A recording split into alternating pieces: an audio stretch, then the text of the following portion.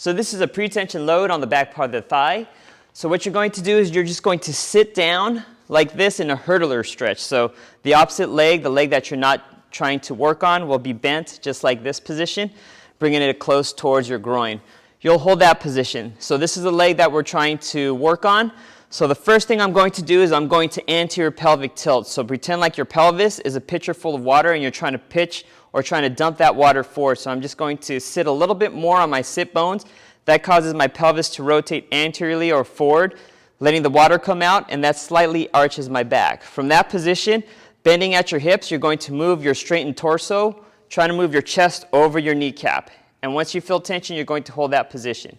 So I feel tension right there in the back stuff, so I'm going to hold that there.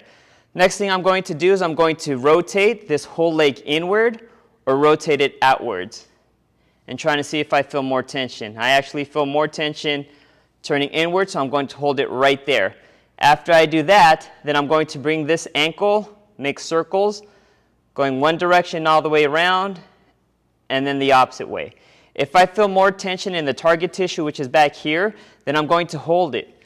If I don't feel an increase in tension using the ankle driver, then I won't even worry about the ankle. Then I'll go to the next one, which is my trunk. So once I feel the tension, I'm going to rotate one direction, rotate the opposite direction.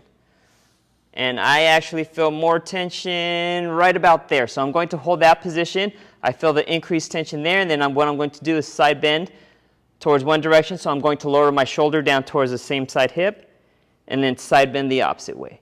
And I actually feel more tension when I'm bringing this shoulder down towards this hip, so I'm going to hold that there. Since that is my last movement, I'm going to work on that. So I'm going to back off slightly and try to go a little bit more into it, trying to side bend a little bit more, creating more tension in this back stuff. I'm going to hold that there, back off slightly, and try to go into it a little bit more, trying to increase the tension in the target tissue.